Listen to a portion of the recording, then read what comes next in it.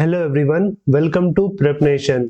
आपका 18 और 19 नवंबर के करंट अफेयर्स में स्वागत है। तो आइए चलिए इन 2 दिनों के इम्पोर्टेंट करंट अफेयर्स के क्वेश्चन देखते हैं, जिसमें पहला क्वेश्चन है, in which of the following state Amur falcon festival is celebrated.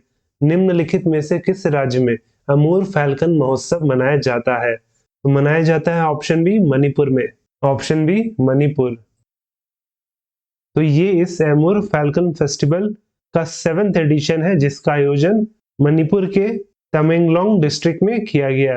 वहीं इस फेस्टिवल का आयोजन मणिपुर फॉरेस्ट डिपार्टमेंट करता है। और क्यों करता है? तो करता है to spread awareness about the protection and conservation of the Amur falcon, जो कि है world longest flying migratory bird. और ये जो फैल्कन होता है, ये भारत के उत्तर पूर्वी हिस्से में आता है।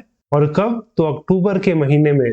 और नवंबर खत्म होते होते ये अपने घर साउथ अफ्रीका लौट जाता है। तो इसका जो सफर है वो काफी लंबा है। वहीं इस फेस्टिवल का जो पहला एडिशन सेलिब्रेट किया गया था वो वर्ष 2015 को किया गया था। Who has been appointed as the Chief Executive Officer of Prasar Bharati in नवंबर 2022? नवंबर 2022 में प्रसार भारती के मुख्य कार्यकारी अधिकारी के रूप में किसे नियुक्त किया गया था? तो नियुक्त हुए हैं option A Gaurav Dwivedi ji. Option A Gaurav Dwivedi.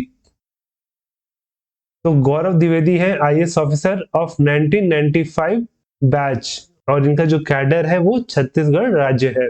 और इन्हें नियुक्त किया गया है सीईओ ऑफ प्रसार भारती।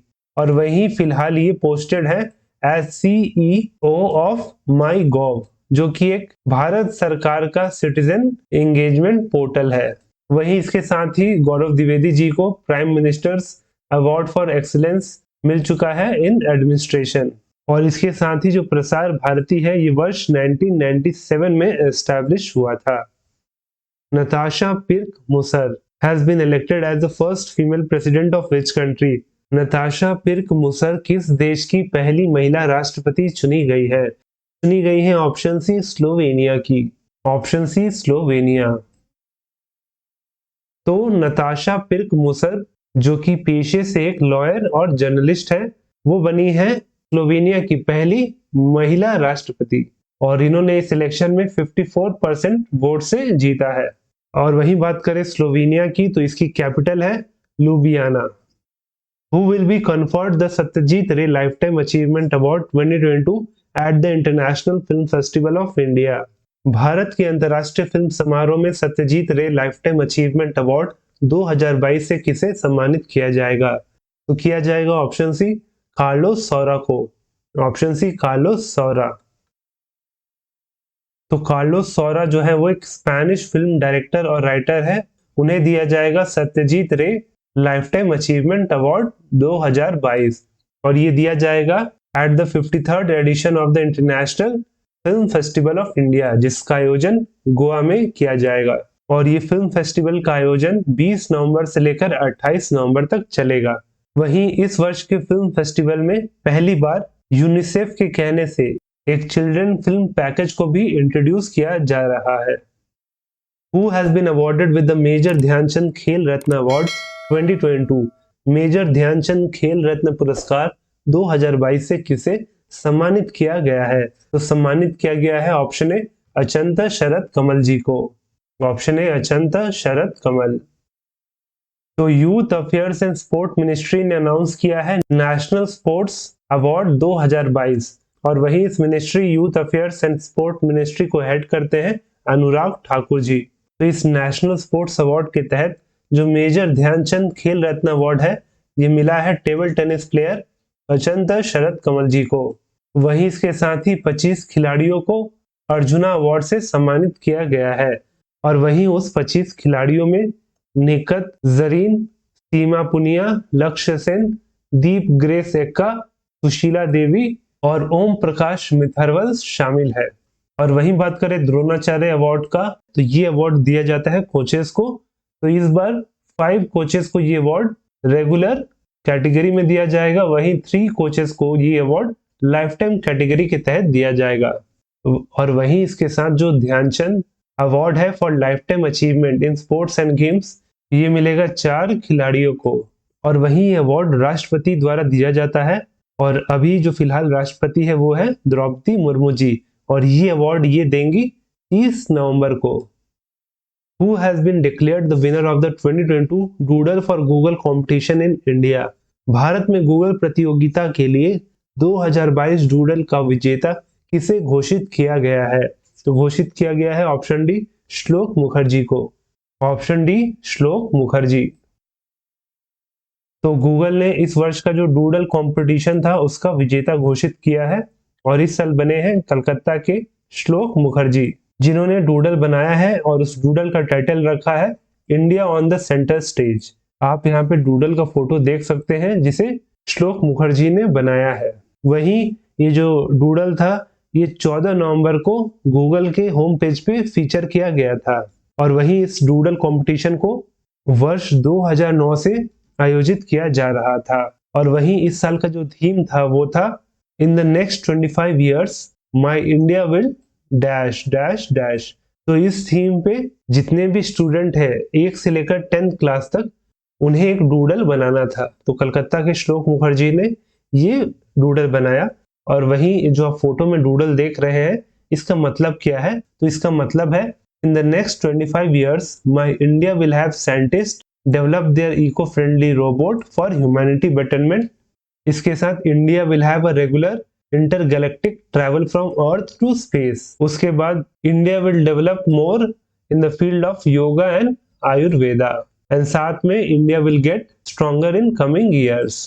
तो जो पहला फोटो है ये साइंटिस्ट और रोबोट का है, दूसरा योगा और आयुर्वेदा का है और इसके बाद है ये वाला पार्ट जो है अर्थ टू स्पेस। तो इस पिक्चर में काफी क्रिएटिविटी है और इसीलिए गूगल ने इन्हें विजेता बनाया है। Who was appointed as the brand ambassador of Nykaa Fashion? Nykaa Fashion का ब्रांड एम्बेसडर किसे नियुक्त किया गया है? तो नियुक्त हुई है option C Janhvi Kapoor. Option C Janhvi Kapoor. तो जो नायका है वो एक online beauty and fashion retailer है। उसने अपॉइंट किया है बॉलीवुड एक्ट्रेस जानवी कपूर को as its brand ambassador for its website and 2 apps including Nykaa beauty और Nykaa fashion. Which Formula One racing driver won the 2022 Brazilian Formula One Grand Prix in November 2022? किस formula one racing driver ने नवंबर 2022 में 2022 Brazilian formula one grand prix जीता? तो जीते हैं option D George Russell. Option D George Russell. तो Mercedes के George Russell का ये पहला ब्राजीलियन ग्रैंड प्रिक्स था और इन्होंने इस रेस में पहला स्थान प्राप्त किया और ये जो रेस हो रहा था ये ब्राजील के साओ पौलो में हो रहा था। वही इसके साथ ही इन्होंने 2022 का अपना पहला F1 रेस जीता और इस रेस में दूसरे नंबर पे थे मर्सिडीज के लुइस हैमिल्टन और वही तीसरा स्थान प्राप्त किया फरारी के Carlos Sainz. Which Indian cricketer has been named in the most valuable team of ICC Men's T20 World Cup 2022? किस भारतीय क्रिकेटर का नाम ICC Men's T20 World Cup 2022 की मोस्ट वैल्यूएबल टीम में रखा गया है? तो रखा गया है ऑप्शन ए सूर्य कुमार यादव का। Option A Surya Kumar Yadav. तो most valuable team of ICC T20 world cup 2022 में भारत से सिर्फ सूर्य कुमार यादव नहीं विराट कोहली का भी नाम इस टीम में शामिल किया गया है। वहीं इस टीम के जो कप्तान बने हैं वो है इंग्लैंड के कैप्टन जॉस बटलर। और ऐसा क्यों? क्योंकि इंग्लैंड ने ICC T20 वर्ल्ड कप 2022 जीता है और वो जो T20 वर्ल्ड कप से रिलेटेड क्वेश्चन है वो हम यहाँ पे बात करेंगे। तो who is the winner of the ICC men's T20 world cup 2022?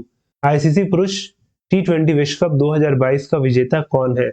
जैसे हमने बताया उसका विजेता है option C England. Option C England. तो इंग्लैंड ने ये दूसरी बार T20 वर्ल्ड कप जीता है और आपको नीचे कमेंट सेक्शन में बताना है कि पहली बार कौन से साल में जीता था। वहीं इस बार इन्होंने फाइनल में पाकिस्तान को 5 विकेट से हराया और ये जो फाइनल मैच हो रहा था ये ऑस्ट्रेलिया के मेलबर्न क्रिकेट ग्राउंड में हो रहा था। तो याद रखिएगा वेन्यू भी पूछता है। वहीं इस 2022 के ICC men's T20 world cup का ये 8वां एडिशन था। और बात करें प्लेयर ऑफ द मैच और प्लेयर ऑफ द टूर्नामेंट की, तो वो बने हैं इंग्लैंड के सैम करन।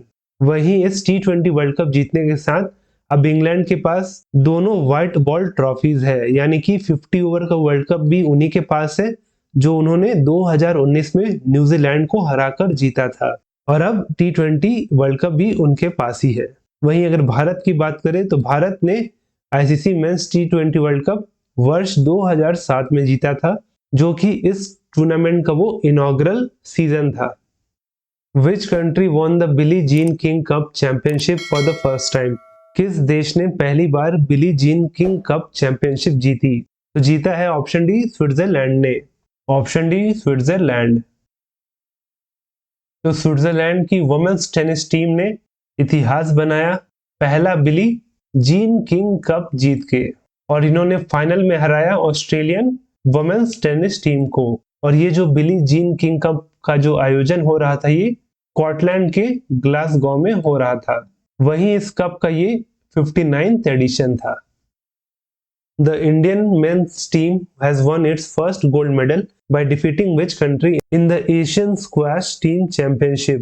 भारतीय पुरुष टीम ने एशियाई स्क्वैश टीम चैंपियनशिप में किस देश को हराकर अपना पहला स्वर्ण पदक जीता? तो जीता ऑप्शन ए कुवैत को हरा के। Option A Kuwait.